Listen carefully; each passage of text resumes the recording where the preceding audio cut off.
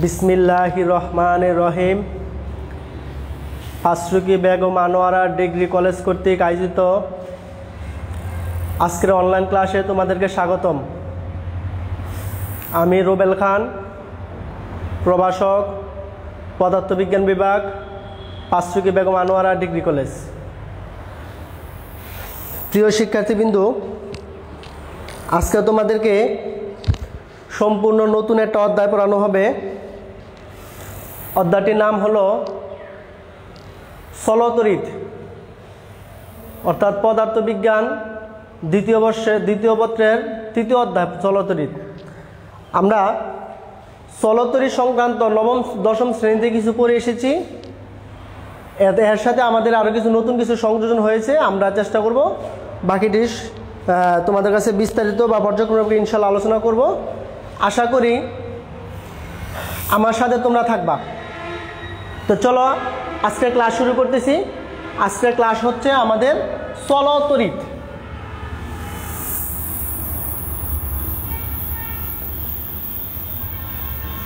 এই টপিকটা পড়ানোর আগে বা এই চ্যাপ্টারটা পড়ানোর আগে আমাদের কিছু ইতিহাস জানলে ভালো হয়। তাহলে তোমরা এই চ্যাপ্টার সংক্রান্ত বা এই বিষয় সম্বন্ধে তুমি একটা ভালো মূল্যায়ন করতে পারবা বা বিস্তারিত জানতে পারবা।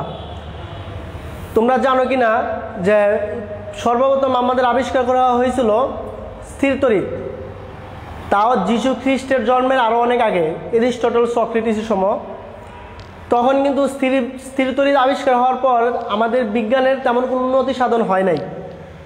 উন্নতি সাধন হয়েছে আমরা একবিংশ শতাব্দীতে এসে আমরা বর্তমানে আমরা সভ্যতাকে বলি আধুনিক মডার্ন সায়েন্স, আর ফিজিক্সের ক্ষেত্রে বলি মডার্ন সায়েন্স অফ ফিজিক্স। তো পদার্থবিজ্ঞানের অগ্রগতি সাধন কারণে আজকে আমরা সব কিছু হাতের মুঠে পেয়ে এসেছি। তো তার অবদান হলো ওতপ্রোতভাবে জড়িত আছে আমাদের চলতরিৎ। চলতরিৎটা হলো ইলেকট্রন আবিষ্কার হওয়ার পর থেকে আমাদের চলবিদ্যুৎ শুরু। আজকে বাসায় তোমার বাসায় ধরো ইলেকট্রন প্রবাহ বন্ধ হয়ে গেছে, অর্থাৎ বিদ্যুৎ প্রবাহ বন্ধ। ইলেকট্রন আসলে বিদ্যুৎ আসবে, অর্থাৎ আমরা যেটা বুঝবো ইলেকট্রন প্রবাহে বিদ্যুৎ প্রবাহ। তাহলে চলো আমরা বিদ্যুৎ প্রবাহ শিখার আগে আমরা প্রথমে শিখি তড়িৎ প্রবাহ মাত্রা বা তড়িৎ প্রবাহ।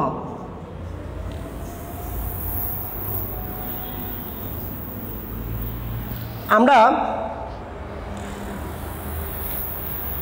তড়িৎ প্রবাহ বলতে আমরা বুঝবো যে কোনো একটা প্রসেসের ক্ষেত্রফলের মধ্যে দিয়ে সময় সাপেক্ষে যে পরিমাণ চার্জ বা একক সময়ে যে পরিমাণ চার্জ বা আয়ন প্রবাহিত হয়, অর্থাৎ একক ক্ষেত্রফলের প্রসেসের মধ্যে দিয়া একক সময়ে যে পরিমাণ চার্জ বা আদান প্রবাহিত হয় তখন তাকে বলবো আমরা তড়িৎ প্রবাহ।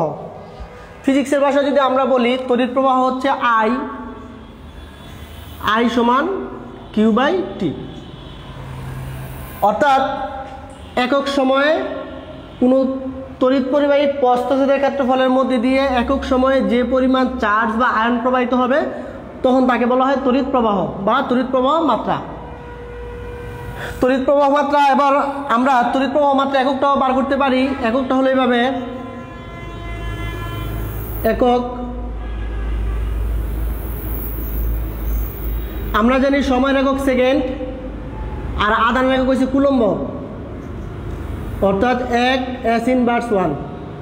কোনো তড়িৎ পরিবাহীর মধ্যে দিয়ে 1 সেকেন্ডে 1 কুলম্ব চার্জ, 1 সেকেন্ডে 1 কুলম্ব চার্জ যখন প্রবাহিত হবে তখন তাকে বলবো হয় 1 অ্যাম্পিয়ার। আমাদের অনেক সময় সংজ্ঞা আসে তড়িৎ প্রবাহ মাত্রার একক। অর্থাৎ আমরা এখন যেটা শিখলাম 1 সেকেন্ডে 1 কুলম্ব চার্জ প্রবাহিত হলে তখন তাকে আমরা বলবো কি 1 অ্যাম্পিয়ার। অ্যাম্পিয়ারকে আমরা এ দ্বারা প্রকাশ করি, অর্থাৎ তড়িৎ প্রবাহ চার্জের একক হচ্ছে অ্যাম্পিয়ার। তাহলে আমরা এই সম্বন্ধে একটা তোমাদেরকে ধারণা দেওয়া হলো। চলো এবার আমরা আরেকটু সামনে আগাই। এবার আমরা শিখবো তড়িৎ প্রবাহের দিকে। আমরা যে তড়িৎ প্রবাহ সৃষ্টি করলাম, এবার তড়িৎ প্রবাহের দিকটা নির্ণয় করব। তড়িৎ প্রবাহটা কোন দিক থেকে কোন দিকে যাবে। আমরা ধরো এটা এ বিন্দু, এটা বি বিন্দু। তড়িৎ প্রবাহ আমাদের এটা বোঝানোর জন্য এটা কাজ করতে হয়। সর্বপ্রথম যখন বিদ্যুৎ আবিষ্কার করা হয় তখন বিজ্ঞানীরা ধারণা করেছিল যে তড়িৎ প্রবাহ ধনাত্মক পাত থেকে ঋণাত্মক পাতের মধ্যে দিয়ে তড়িৎ প্রবাহিত হবে। অর্থাৎ আমরা যদি এটার এ বিন্দু এখানে দেই, বি বিন্দুটা এইখানে দেই, অর্থাৎ এখানে প্লাস আর এই পাশে ধরো মাইনাস, অর্থাৎ এই বিন্দুতে আমাদের ধনাত্মক চার্জ, বি বিন্দুতে ঋণাত্মক চার্জ। তাহলে তড়িৎ প্রবাহের দিক হবে ধনাত্মক পাত থেকে ঋণাত্মক পাতের মধ্যে দিয়ে। আমি আবারও মনে করে দেই যে আমরা যে তড়িৎ প্রবাহ ইতিমধ্যে পেয়েছি সেই তড়িৎ প্রবাহের দিক হবে ধনাত্মক পাত থেকে ঋণাত্মক পাতের মধ্যে দিয়ে। কিন্তু যখন ইলেকট্রন আবিষ্কার করা হয়, ইলেকট্রন আবিষ্কার হওয়ার পর এই যে তত্ত্বটা ছিল, তত্ত্বটা সম্পূর্ণ ভুল বা তত্ত্বটা সম্পূর্ণ উল্টে যায়। তখন বিজ্ঞানীগণ ওনার নামানুসারে বা ওনার সম্মানার্থে তখন ওই দিকটা উল্টা দিকটা এটা তখন আবার এবার বুঝে মানে সংশোধন করে লিখেছেন যে তড়িৎ প্রবাহ যদি ধনাত্মক পাত থেকে ঋণাত্মক পাতের মধ্যে দিয়ে যায় তাহলে ইলেকট্রনের প্রবাহ হবে তার উল্টা দিক, অর্থাৎ ইলেকট্রনের প্রবাহ হবে ঋণাত্মক পাত থেকে ধনাত্মক পাত, অর্থাৎ ঋণাত্মক বিন্দু থেকে ধনাত্মক বিন্দুর মধ্যে দিয়ে আমাদের কি প্রবাহিত হবে? ইলেকট্রন প্রবাহিত হবে। আর বিদ্যুৎ প্রবাহিত হবে ধনাত্মক পাত থেকে ঋণাত্মক পাত। তখন এই বিষয়টার উপর ভিত্তি করে যখন এই তথ্যটা দেওয়া হয় তখন আমাদের মোটামুটি একটা বড় একটা মানে বিতর্ক থেকে আমরা অবসান পাই। এবার আমরা শিখব রোধের সূত্র বা রোধ। এবার আমরা শিখব রোধ। আমাদের রোধ নিয়ে বিস্তারিত আলোচনা আছে, চলো আমরা রোধ সম্বন্ধে একটা ধারণা দেই।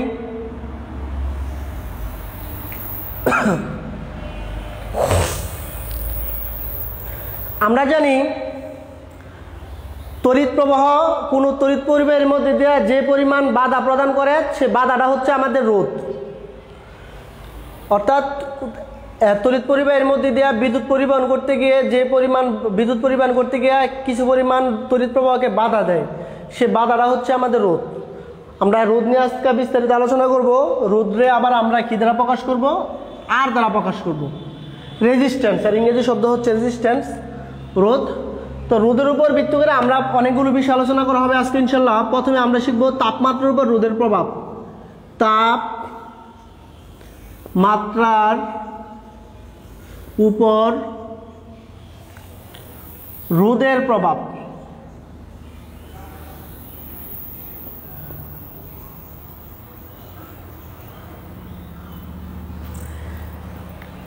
তাপমাত্রার উপর রোধের প্রভাব আমরা প্রথমেই বলেছিলাম রোধটা হলো তড়িৎ পরিবাহীকে বাধা প্রদান করাটা হচ্ছে রোধ।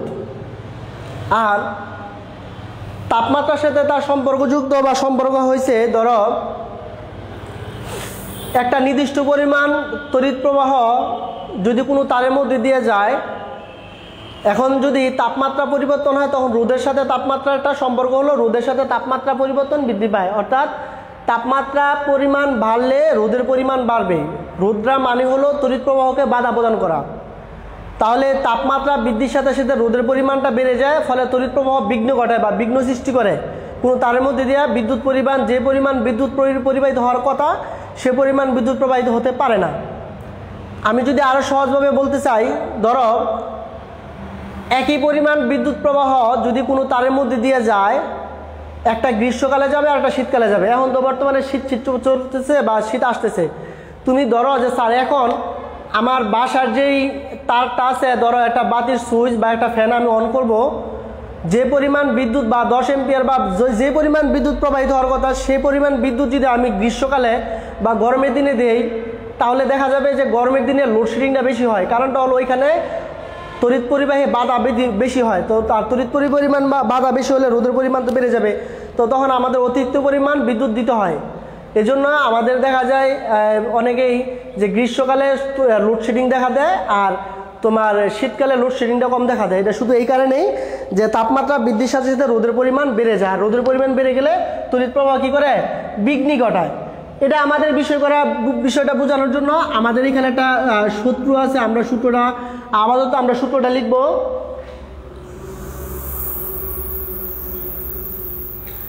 আমরা সরাসরি সূত্র চলে যাই। এই সূত্রটা হলো তাপমাত্রার সাথে রোদের প্রভাব, অর্থাৎ তাপমাত্রা বৃদ্ধি পাইলে রোদের পরিমাণ যে বৃদ্ধি পাবে, তাপমাত্রা হ্রাস পাইলে রোদের পরিমাণ যে হ্রাস পাবে, তার উপর ভিত্তি করে আমাদের এই আলোচনাটা। এটা আমাদের এটা একটা সমীকরণ, আমরা এই সমীকরণটা মনে রাখবো বোঝানোর জন্য। এই সমীকরণটা আমি বাক্স বানিয়ে দিলাম, তোমরা এই সমীকরণটা মুখস্থ করবা। কিন্তু মুখস্থ করার আগে তোমার কিছু টেকনিক অবলম্বন করতে হবে। এখানে কোনটা কি এটা তুমি জেনে নাও, তাহলে তোমার অঙ্ক করতে সহজ। এখানে আর থিটা, আর নট, আর থিটা, তারপর হচ্ছে থিটা, আর হচ্ছে আলফা। তুমি এই সাইটটার বিষয় সম্বন্ধে স্বচ্ছ ধারণা নিতে পারলে তুমি অবশ্যই ভালো করবা বা বুঝতে পারবা। এটা হলো এই যে আমরা সমীকরণটা লিখলাম, তো প্রথমে তোমার কাজ হলো সমীকরণটাকে মুখস্থ করা। আর মুখস্থ করার সাথে সাথে তোমার জানতে হবে কোনটা কি। দেখো এই সমীকরণে আমরা 4টা অংশ পাই, 1 2 3 4, 1-এর দরকার হয় না। আর আর নট বা আর নটটা হলো 0 ডিগ্রি সেলসিয়াস তাপমাত্রা কোনো তড়িৎ পরিবাহী রোধ। আমি বলি তোমরা লিখে নাও। আর নটটা হলো 0 ডিগ্রি সেলসিয়াস তাপমাত্রা কোনো তড়িৎ পরিবাহী রোধ, মানে রোধের মানটা হবে 0 ডিগ্রি সেলসিয়াস তাপমাত্রায়। আর আর থিটাটা হচ্ছে 0 ডিগ্রি সেলসিয়াস তাপমাত্রা ব্যতীত, ধরো 10 ডিগ্রি, 15 ডিগ্রি, 100 ডিগ্রি, 200 ডিগ্রি, যত তাপমাত্রা থাকো তখন তার রোধের মান, অর্থাৎ 0 ডিগ্রি সেলসিয়াস তাপমাত্রা ব্যতীত অন্য একটা রোধের মান দেওয়া থাকবে বা তোমার বার করতে হবে। তখন তোমার এই মানটা হবে, ধরো যদি 10 ডিগ্রি হয় তাহলে 10 ডিগ্রি সেলসিয়াস তাপমাত্রায় রোদের পরিমাণ এত ওহম। আর রোদের এককটা ওহম আমরা জেনে নিই, আমরা আগে শিখেছি রোদের একক ওহম। আর এখানে থিটাটা হলো তোমার যেই তাপমাত্রা দেওয়া থাকবে, যদি এখানে 10 ডিগ্রি সেলসিয়াস তাপমাত্রা রোদ দেওয়া থাকে তাহলে এখানে 10 ডিগ্রি সেলসিয়াস তাপমাত্রা, যে তাপমাত্রাটা হবে এখানে তাপমাত্রাটা লিখবা। আর আলফাটা হচ্ছে রোদের উষ্ণতা সহগ, অর্থাৎ আমরা কি করব, রোদের উষ্ণতা সহগ কি করতে পারি, রোদের উষ্ণতা সহগ, অর্থাৎ এইখানে হলো আলফাটা হলো রোদের উষ্ণতা সহগ। আমি আবার মনে করিয়ে দেই, আমরা যে সমীকরণটা বের করলাম এই সমীকরণের আর নটটা হচ্ছে 0 ডিগ্রি সেলসিয়াস তাপমাত্রায় রোধ, আর থিটা হচ্ছে থিটা ডিগ্রি সেলসিয়াস তাপমাত্রায় রোধ, থিটা হচ্ছে যত তাপমাত্রা দেওয়া থাকবে তত এর মান, আর আলফা হচ্ছে রোদের উষ্ণতা সহগ। তো চলো এবার আমরা এখানে একটা অঙ্ক করে নেই। আমরা চলো এই হিসাবে একটা অঙ্ক করে নেই, তাহলে আমাদের মনে হয় আর একটু ধারণাটা ক্লিয়ার হবে। তাহলে চলো আমরা এখানে লিখি। লেখো কোন একটা পরিবাহী রোধ, কোন একটি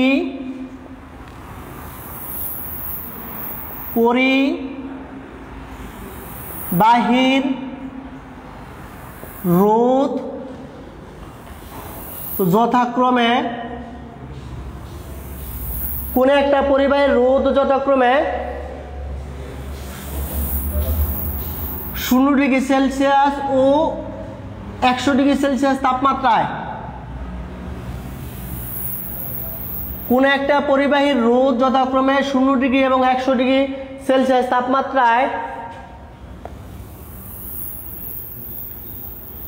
কোন একটি পরিবাহীর রোধ 0 ডিগ্রি এবং 100 ডিগ্রি সেলসিয়াস তাপমাত্রা যথাক্রমে 2 ডিগ্রি সেলসিয়াস ও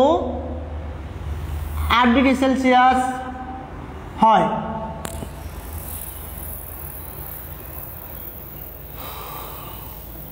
তখন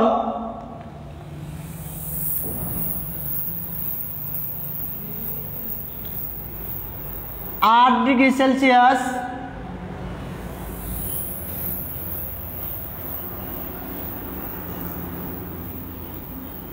অর্থাৎ কোন একটা পরিবাহীর রোধ 0 ডিগ্রি এবং 100 ডিগ্রি সেলসিয়াস তাপমাত্রা যথাক্রমে 2 ওহম এবং 8 ওহম হয়, এবং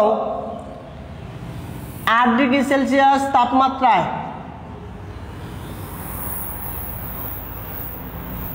রোদের উষ্ণতা সহগ নির্ণয় করো। উষ্ণতা সহগ নির্ণয় করো। আমরা প্রশ্নটা লিখছি, একটু খেয়াল করো। প্রশ্নটা হলো এরকম, কোন একটা পরিবাহীর রোধ 0 ডিগ্রি এবং 100 ডিগ্রি সেলসিয়াস তাপমাত্রা যথাক্রমে 2 ওহম এবং 8 ওহম হয়। 8 ডিগ্রি সেলসিয়াস তাপমাত্রা রোদের উষ্ণতা সহগ নির্ণয় করো। আমরা এই তথ্যটা এই আলোকে করব। তো চলো আমরা করি। প্রথমে যেহেতু আমরা প্রশ্নটা লিখছি, প্রশ্নের মধ্যে দেখো 0 ডিগ্রি এবং কত 100 ডিগ্রি সেলসিয়াস তাপমাত্রা রোধ। তখন আমরা বলেছিলাম এই যে 0 ডিগ্রি সেলসিয়াস তাপমাত্রা রোধ, 0 ডিগ্রি সেলসিয়াস তাপমাত্রা রোধ কত 2 ওহম দেওয়া আছে, তাহলে আমরা 2 ওহম লিখলাম। আবার আমি বলেছিলাম যে 0 ডিগ্রি সেলসিয়াস তাপমাত্রা ব্যতীত অন্য যে কোনো তাপমাত্রা, তার মানে আমাদের এখানে 100 ডিগ্রি সেলসিয়াস তাপমাত্রা আছে, তাহলে 100 ডিগ্রি সেলসিয়াস তাপমাত্রা কত রোধ দেওয়া আছে আমাদের? 100 ডিগ্রি সেলসিয়াস তাপমাত্রা আমাদের রোধ দেওয়া আছে আমাদের এখানে মানটা একটু সংশোধন করি না, তাহলে আমাদের অঙ্কটা সুন্দর হবে। 100 ডিগ্রি সেলসিয়াস তাপমাত্রা আমাদের রোধ দেওয়া আছে 8 ওহম। তারপরে আমরা এখানে আমাদের একটা 8 ডিগ্রি ছিল, তো আমাদের 8 ডিগ্রি ছিল অঙ্কটা মিলবে না, যেহেতু এখানে 100 ডিগ্রি আছে তাহলে 100 ডিগ্রি মানে দিতে হবে। আমরা একটু সংশোধন করে নেই। তাহলে 100 ডিগ্রি সেলসিয়াস তাপমাত্রা যেহেতু দেওয়া আছে, তাহলে 100 ডিগ্রি সেলসিয়াস তাপমাত্রা রোদের উষ্ণতা সহগ নির্ণয় করো। তাহলে 100 ডিগ্রিটা হবে এইখানে, 100 ডিগ্রি সেলসিয়াস তাপমাত্রা হবে এখানে দিবা, আর রোদের উষ্ণতা সহগ হয়েছে আলফা। সরি, এটা তো কোশ্চেন দেওয়া থাকে, তো এই কোশ্চেন। তাহলে আমাদের এখানে আমরা একটা মোটামুটি একটা সুন্দরভাবে অঙ্কটা করতে পারলাম যে এটা রোদের, এখানে রোদের মান দেওয়া আছে 2টা, তারপরে তাপমাত্রা দেওয়া আছে, রোদের উষ্ণতা সহগ নির্ণয় করতে হয়, আমরা এই সমীকরণের সাহায্যে নির্ণয় করতে পারি। অনেক সময় তোমার রোদের উষ্ণতা সহগ দিতেও পারে, নাও দিতে পারে, যেমন তামা, রূপা, কপার, তারপরে অন্য অন্য উপাদানের রোদের উষ্ণতা সহগগুলো মনে রাখতে হয়। একটা চার্ট আছে, তোমরা চার্ট থেকে পড়ে নিবা। আর যদি চার্ট অনেক সময় অঙ্ক দিয়ে দিলে তো ভালো, ধরো এই অঙ্কটা রোদের উষ্ণতা সহগ দিয়ে দিল, তাপমাত্রা নির্ণয় করতে বলে অথবা রোদ নির্ণয় করতে বলে, তাহলে তুমি অঙ্কটা করতে পারবা। আশা করি তোমার প্রশ্ন উত্তরটা তুমি যথাযথ পেয়েছ। এবার চলো আমরা আরেকটু সামনে আগাই। আমাদের পরের কাজটা হলো আমরা রোদের উষ্ণতা সহগ নির্ণয় করলাম। এবার আমরা শিখব রোদ সংক্রান্ত কিছু কাজ, যেমন রোদের নির্ভরশীলতা।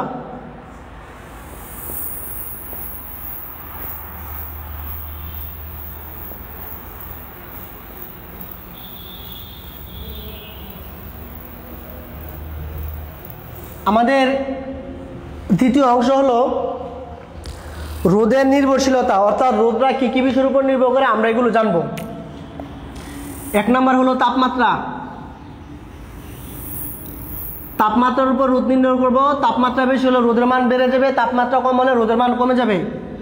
2 নম্বর হলো পরিবাহীর দৈর্ঘ্য। পরিবাহীর দৈর্ঘ্য, পরিবাহীর দৈর্ঘ্য L। পরিবাহীর দৈর্ঘ্য বেশি হলে রোদের মান বেড়ে যাবে, পরিবাহীর দৈর্ঘ্য কম হলে রোদের মান কমে যাবে। 3 নম্বর হলো প্রস্থচ্ছেদের ক্ষেত্রফল। প্রস্থচ্ছেদের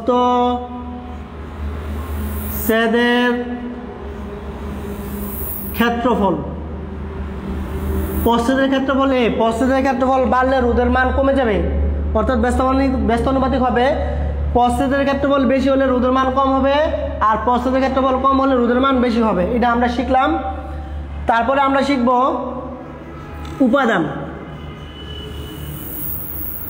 উপরের তত্ত্ব সব ঠিক আছে, কিন্তু তোমার উপাদান কি, ধরো একটা অ্যালুমিনিয়ামের তৈরি হলো আর একটা কপারের তৈরি হলো। অ্যালুমিনিয়াম অথবা তোমার দস্তা হইতে পারে, তারপরে টাংস্টেন হইতে পারে, রূপা হইতে পারে, গোল্ড হইতে পারে। এই উপাদানগুলো দিয়ে যদি তোমার কোনো পরিবাহী তৈরি করা হয়, তখন তোমার কাজ হবে কি, উপাদানের ভিন্ন হওয়ার কারণে পরিবাহীর রোধ ভিন্ন হবে। আর সব ঠিক আছে, পরিবাহীর রোধরা এই সবগুলো ঠিক থাকার কারণেও এগুলো ভিন্ন হলে তো ভিন্ন হবেই। এই 3টা অপশন ঠিক থাকার পর যদি উপাদান ভিন্ন হয়, তাহলে পরিবাহীর রোধরা কী হবে, ভিন্ন হবে।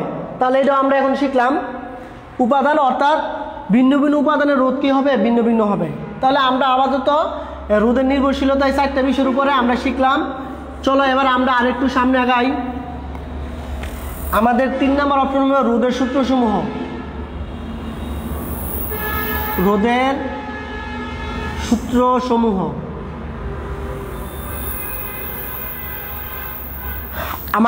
আমরা জানি রোদের প্রধানত 2টা সূত্র আছে, কিন্তু আমাদের 3 নম্বর সূত্রটা দরকার হয়। আগে আমরা প্রথম এবং দ্বিতীয় সূত্রটা জেনে নিব।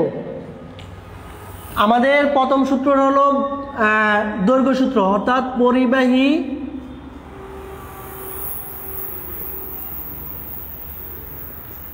দৈর্ঘ্য সূত্র।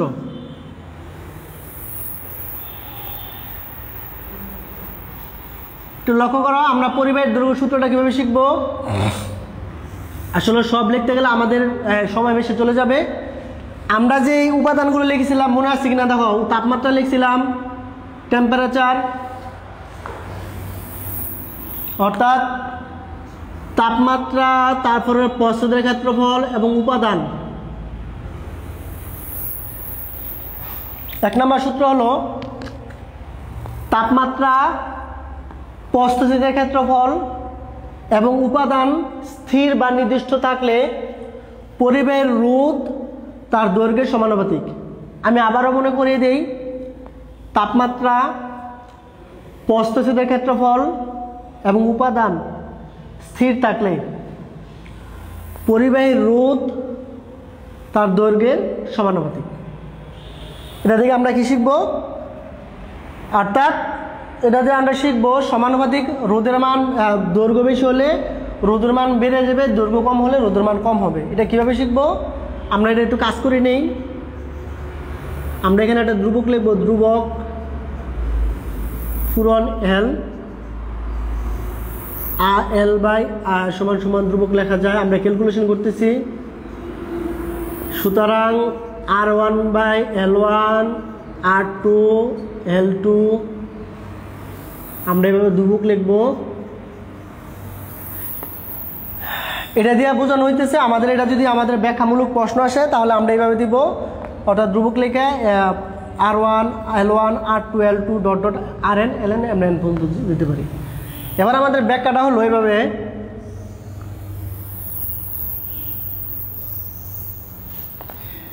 এখানে আমাদের সব ঠিক আছে, টেম্পারেচার ঠিক আছে, প্রস্তুতের ক্ষেত্রফল ঠিক আছে, উপাদান ঠিক আছে, কিন্তু একটা তার লম্বায় বেশি আরেকটা তার লম্বায় কম।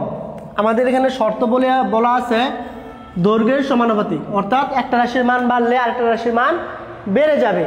তাহলে আমরা এভাবে কি করতে পারি, একটা রাশির মান বাড়লে যদি আরেকটা রাশির মান বেড়ে যায় তাহলে এখানে এটা তার তো লম্বা তার, এখানে রোধটা বেশি হবে, রোধ বেশি, আর এখানে খাটু তার দেখে রোধ কম। অর্থাৎ আমরা এই সূত্র থেকে শিখলাম লম্বা তারে রোধ বেশি, খাটু তারে রোধ কম। লম্বা তারে রোধ বেশি, খাটু তারে রোধ কম। ধরো এই তোমাদের বাসা যদি পল্লী বিদ্যুৎ লাইন থাকে, পল্লী বিদ্যুৎ লাইনটা যদি পাওয়ার স্টেশন থেকে সরাসরি তোমার বাসায় আসে, আরেকটা অংশ গেল ধরো যে পাওয়ার স্টেশন থেকে তোমার বাড়ির দূরত্ব হচ্ছে 2 কিলোমিটার, আর তোমার বন্ধুর বাসা পাওয়ার স্টেশন থেকে আছে ধরো 100 মিটার, তাহলে দেখা যাবে যে তোমার বাড়িতে তারটা আসতে বেশি পরিমাণ বিদ্যুৎ ক্ষয় হবে, কারণ রোদের মান বেড়ে যাবে। এই কারণে বিদ্যুৎটা কি বেশি পরিমাণ অপচয় হবে, তোমার বাড়িতে আসতে গিয়ে কিছু পরিমাণ অপচয় হয়। আর তোমার বন্ধুর বাসায় যেহেতু তারের দৈর্ঘ্যটা কম, সেক্ষেত্রে তার রোদের পরিমাণটা কম হবে, অর্থাৎ বিদ্যুৎ অপচয় তার কম হবে, আর তোমার বাড়িতে আসতে বেশি পরিমাণ কি হবে, বিদ্যুৎ অপচয় হবে। তাহলে আমরা মোটামুটি একটা ধারণা দিয়ে দিলাম। চলো এবার আমরা দ্বিতীয় সূত্রে চলে যাই। আমাদের রোধের দ্বিতীয় সূত্র হলো প্রস্থচ্ছেদের ক্ষেত্রফল।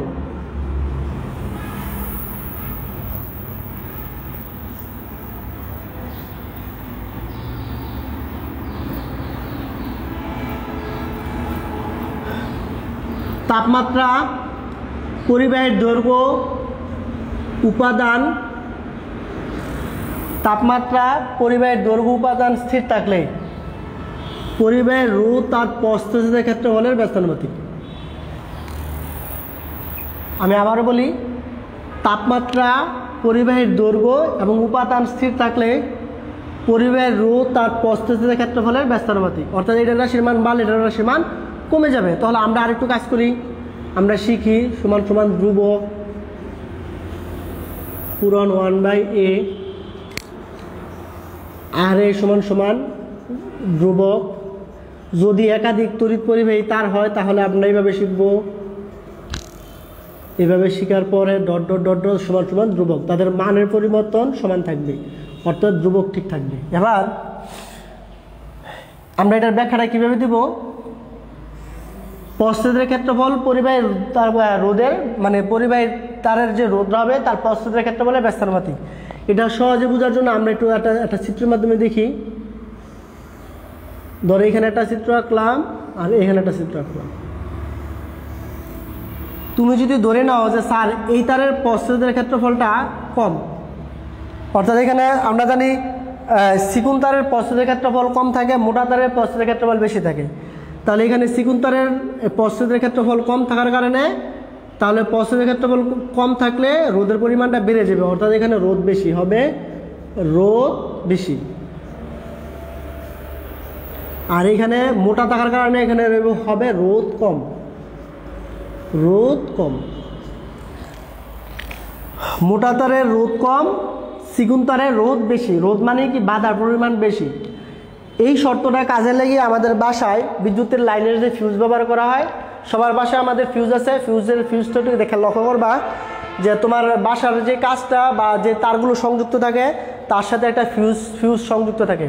ফিউজটা খুলে দেখবা একটা চিকন একটা তার দেওয়া ফিউজের দুই প্রান্ত সংযোগ করা থাকে। তার মানে হলো যদি তোমার বাসায় অতিরিক্ত পরিমাণ ভোল্টেজ বা প্রবাহ মাত্রা ওই তারের মধ্যে দিয়ে প্রবাহিত হয়, তখন ওই ফিউজটা কী করে, লোড নিতে না পেরে তারটা ছিঁড়ে যায়। সেক্ষেত্রে ছিঁড়লে সুবিধা হলো তোমার বাড়িতে দুর্ঘটনার হাত থেকে রক্ষা পাওয়া যাবে। অর্থাৎ বাড়িতে কোনো কারণে আগুন ধরলো, তোমার বিদ্যুৎ শর্ট সার্কিট হলো বা এরকম যদি কোনো দুর্ঘটনা ঘটে, তখন ওই ফিউজটা কী করে, পুড়ে যায়। তো ফিউজটা পুড়ে যাওয়ার কারণ হলো তোমার বাড়িতে দুর্ঘটনার হাত থেকে রক্ষা পাওয়া যায়। এই জন্য আমরা চিকন তার দিয়ে ব্যবহার করব, এবং চিকন তার দিলে রোদ বেশি হবে, আমাদের এই জানমাল সবগুলো রক্ষা পাওয়া সম্ভব যদি তুমি এই কাজটা করতে পারো। এবার আমরা বলেছিলাম যে রোদের দুইটা সূত্র, আরেকটা সূত্র হচ্ছে উপাদানের সূত্র। উপাদানের সূত্রটা আমরা লিখলাম না, উপাদানের সূত্রটা ইতিমধ্যে আমরা বলেছিলাম যে তোমার তাপমাত্রা, প্রস্থচ্ছেদের ক্ষেত্রফল এবং যদি পরিবাহীর দৈর্ঘ্য উপাদান, সূত্রটা ছিল এরকম, তাপমাত্রা, পরিবাহীর দৈর্ঘ্য এবং প্রস্থচ্ছেদের ক্ষেত্রফল স্থির থাকলে ভিন্ন ভিন্ন উপাদানের রোধ ভিন্ন ভিন্ন হবে। অর্থাৎ সব কিছু ঠিক থাকার কারণে যদি তোমার কারণে রোদের পরিমাণটা বা উপাদানের পরিমাণটা ভিন্ন থাকার কারণে পরিবাহীর রোধটা কী হবে, ভিন্ন হবে। তাহলে এখানে আমরা এটা শিখলাম। এবং আমাদের এবার রোদের সূত্রের সাহায্যে আপেক্ষিক রোদের মান নির্ণয়। 4 নম্বর হবে রোদের সূত্রের সাহায্যে আপেক্ষিক রোধ নির্ণয়।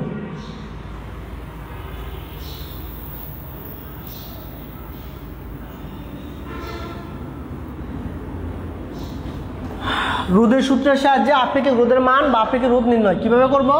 আমরা এটা সহজে করতে পারি। আমরা পরিবাহীর দৈর্ঘ্য সূত্র লিখছিলাম বা রোধের দৈর্ঘ্য সূত্র লিখছিলাম এল, এটাকে আমরা 1 নং সমীকরণ ধরলাম। আবার 2 নং সমীকরণে লিখেছিলাম 1/a, অর্থাৎ পরিবাহীর দৈর্ঘ্য সূত্র থেকে এটা পাইলাম, পরিবাহীর প্রস্থচ্ছেদের ক্ষেত্রফল সূত্র থেকে এটা পাইলাম। আবার সমীকরণ 1 এবং 2 হতে 1 ও 2 হতে আমরা কি এই দুইটা সমান, এই দুইটার পরিবর্তে একটা লিখলাম, এটা উপরে এটা নিচে, অর্থাৎ 1 নম্বর এবং 2 নম্বর সম্পর্ক থেকে আমরা এটা নির্ণয় করতে পারি। এবার আমরা ফিজিক্সের ভাষায় জানি যে সমানুপাতিকের পরিবর্তে যদি তুমি সমানুপাতিক ভেঙে ফেলো তাহলে সমান সমান চিহ্ন এবং একটা ধ্রুবক লিখতে হয়। আমরা এখানে সরাসরি ধ্রুবক লিখবো। ফিজিক্সের কিছু কিছু ক্ষেত্রে আমাদের ধ্রুবক দেওয়া থাকে না, আর কিছু কিছু ক্ষেত্রে আমাদের ধ্রুবক মান ফিক্স দেওয়া থাকে। এখানে একটা ধ্রুবক লেখা যায়, একটা মানে কি যেটা আছে ওইটাই লিখতে হবে। অর্থাৎ আপেক্ষিক রোধের ক্ষেত্রে এখানে ধ্রুবকের মান হলে রো, আমরা এখানে রো দ্বারা প্রকাশ করবো, এখানে আপেক্ষিক রোধ বলা হয়। তুমি এখানে সাইড নোটে লিখতে পারো, এখানে রো হচ্ছে একটি সমানুপাতিক ধ্রুবক, তাকে আপেক্ষিক রোধও বলা হয়। এবার আমরা আরেকটু কাজ করে নেই। আমরা যদি এভাবে লিখি, সাজিয়ে লিখলে RA/L, এটাকে আমরা 3 নং সমীকরণ লিখলাম। 3 নং সমীকরণে লিখে এরা হচ্ছে আমাদের আপেক্ষিক রোধের মান নির্ণয়। তো আপেক্ষিক রোধের মান নির্ণয় থেকে আমরা আরেকটু কাজ করতে পারি, সেটা হলো এখানে দৈর্ঘ্য সমান যদি 1 মিটার বা 1 একক হয়, আবার প্রস্থচ্ছেদের ক্ষেত্রফল হচ্ছে 1 মিটার স্কোয়ার হয়, তাহলে আমরা এখানে মানটা বসলে রো ইকুয়াল টু R1²/1, অর্থাৎ এখানে RA। তোমার এখানে বিষয়টা লেখার উদ্দেশ্য হলো আমরা রোধের সূত্র থেকে আপেক্ষিক রোধের সংজ্ঞা বের করতে পারি। কিভাবে? একক দৈর্ঘ্য এবং একক প্রস্থদের ক্ষেত্রফল বিশিষ্ট পরিবাহী রোধকে আপেক্ষিক রোধ বলা হয়। আমি আবারও বলি, একক দৈর্ঘ্য একক প্রস্থদের ক্ষেত্রফল বিশিষ্ট কোনো পরিবাহী রোধকে আপেক্ষিক রোধ বলা হয়। তাহলে আমরা আল্লাহর রহমতে আমরা এটাও শিখলাম। তাই আমরা যদি সামনে সুযোগ পাই আমরা ইনশাল্লাহ এটা গাণিতিক কাম করব। আমাদের আরেকটা অংশ বাকি রয়ে গেছে, সেটা হলো তাপ পরিবাহত্ব, অর্থাৎ আপেক্ষিক রোধ তো আমরা শিখলাম, এই যে আপেক্ষিক রোধের মানটা বের করলাম, এবং আপেক্ষিক রোধ থেকে আমাদের অনেক সময় আরেকটা অংশ আমাদের চাই, আমরা ওটা মান বের করে নিব, সেটা হলো রোধের তাপ পরিবাহত্ব, অর্থাৎ তাপ পরিবাহত্ব, তাপ পরিবাহকত্ব, তাপ পরিবাহকত্ব হলো সিগমা। আমরা সিগমাটা এভাবে লিখবো 1/ρ, অর্থাৎ আমরা যে আপেক্ষিক রোধের মানটা বের করেছি সেই আপেক্ষিক রোধের মানটাকে যদি 1 দ্বারা ভাগ করি তাহলে তাপ পরিবাহকত্ব বলা হবে। তাহলে তাপ পরিবাহকত্ব আমরা বের করতে পারি। আপেক্ষিক রোধের এককটা হলো ওহম মিটার। তোমাদের ফিজিক্সে ভালো করার জন্য তোমরা অবশ্যই প্রতীক এবং মাত্রা এবং এককটা নির্ণয় করবা, ভুল হলে কিন্তু তোমার কাজ শেষ, অঙ্ক ভুল হয়ে যাবে। তাহলে তাপ পরিবাহকত্বকে সিগমা দ্বারা প্রকাশ করে, সিগমা ইকুয়াল টু 1/ρ, অর্থাৎ আপেক্ষিক রোধকে 1 দ্বারা ভাগ করলে আমরা তাপ পরিবাহকত্ব পাই। এটাও আমাদের সূত্র। আমরা এটা যদি সাজিয়ে লিখি তাহলে এরকম একটা চেহারা পাবো, অর্থাৎ আমরা এখানে আমরা যদি মানটা পাই আমরা 1/r/a/n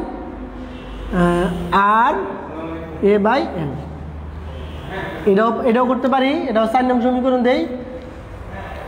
আমি জানি না আমাদের সময় কতটুকু চলে গেছে, কয় মিনিট, কয় মিনিট শেষ? হ্যাঁ ঠিক আছে, আমার সময় শেষ। আজকে যারা ক্লাসটা করছো তোমাদেরকে ধন্যবাদ। আর কিছু বাড়ির কাজ দিয়ে দিই। তোমরা বাড়ির কাজটা হলো, আমরা নবম দশম শ্রেণীতে রোধের সূত্রের সাহায্যে রোধের শ্রেণী সমবায়, রোধের সমান্তরাল সমবায় এবং রোধের মিশ্র সমবায় থেকে ইনশাল্লাহ আগামী ক্লাসটা করব। তোমরা বাসায় দেখে নিবা, দেখে আমাকে প্রশ্ন করতে পারো। সবাইকে ধন্যবাদ। আজকে যারা ক্লাস করছো, আসসালামু আলাইকুম।